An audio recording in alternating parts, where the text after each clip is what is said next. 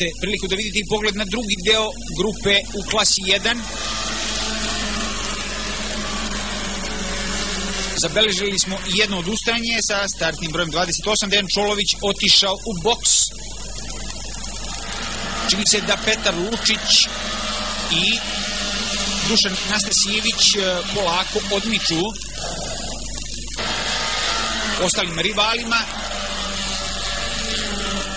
Maki Stevanović na braniku ima Bojana Dobrosavljevića, a i Borković je tu negde.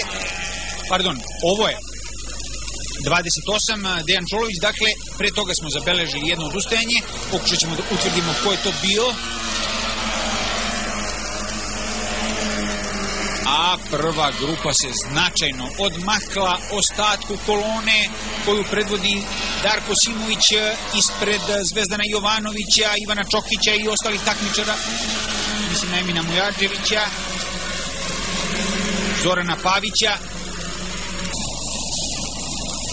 Kao da je u tempu popustio Dušan Nastasijević, pristižu ga Stevanović, Dobrosavljević i Borković, a za to vreme Petar Lučić potpuno sigurno i u odličnom tempu odlazi i sada Stevanović odlazi da popušta Nastasijević ozbiljno i već na leđima nosi timskog kolegu Bojana Dobrosavljevića. Obojica voze za Sportski Kruševac na samoj granici Prijanija. Petar Lučić, Borković za sada peti. Mislim da se borba za 6. odnosno 7. mesto vodi između Zirojevića i Došena, a 8. je Zuber. Nema promene u poretku prve petorice. Pogled na ostatak kolone sa startnim brojem 15, Kragujevčanin Ivan Čokić. Sada imate priliku da ih vidite, dakle prvih 5, pa onda Došen i Zirojević. A Zvezdan Jovanović je prešao Darka Simovića, dakle Zvezdan Jovanović se našao na čelu te druge grupe klase 1.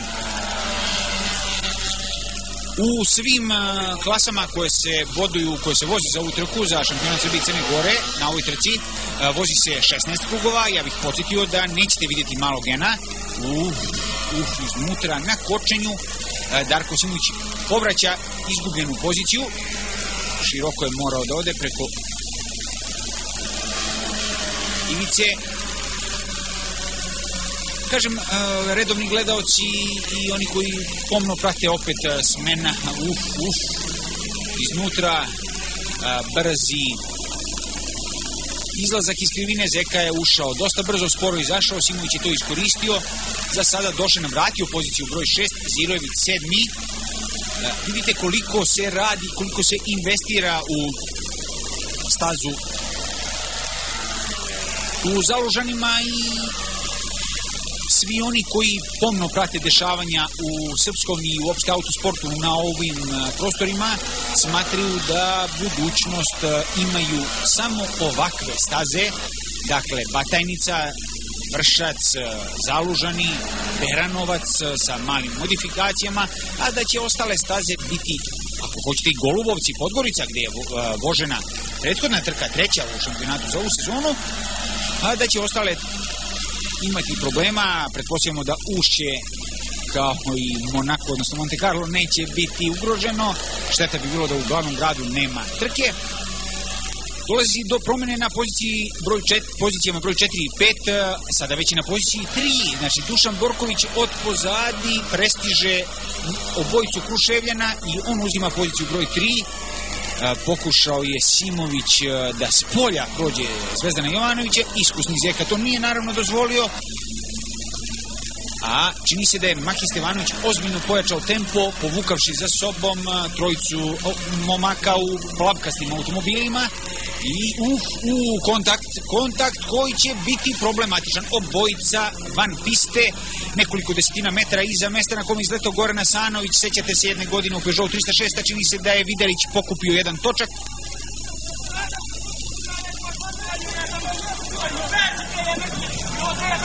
Pominje se neko kočenje, pominje se ko je koga trebalo da pusti. Naravno, dosta je sudija, staza potpuno pregledna i oni će sigurno dati svoju konačnu reč. Darko Simović će nastavlja takmičenje, dok Zvezdan Jovanović ostaje.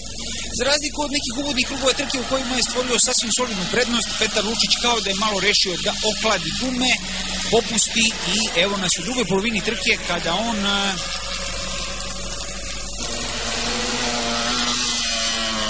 polako dozvoljava ostatku kolone da mu se priključi.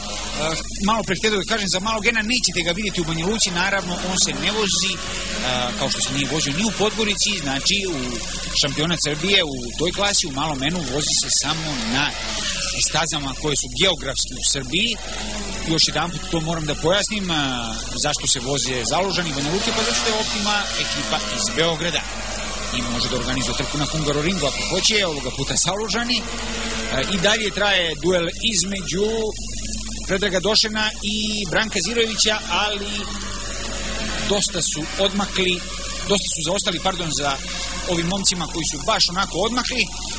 Tragovi fajta na automobilu Makija Stevanovića, prešao ga je Duca Borković. Nažalost, naravno, kameru u ukosnici smo imali, ali zbog tehničkog problema nismo u situaciji da emitujemo te snimke. Šta je sve hteo, ali završio je, čini se loše po sebe, Mladi Borković, prošao ga i Stevanović, a u vozić ulaze Dobrosavljević i Nastasjević i to upravo tim redom. Međutim, uspeva Borković da zadrži četvrtu poziciju i da uđe u sendvič između dva Kruševljana. Sada ponovo Lučić kao da je značajno pojačao tempo, a bilo je i kontakta u onoj prvoj levoj, upravo u ovoj, kada je Stevanović ostao bez desnog vrka na braniku. I on ima pritisak od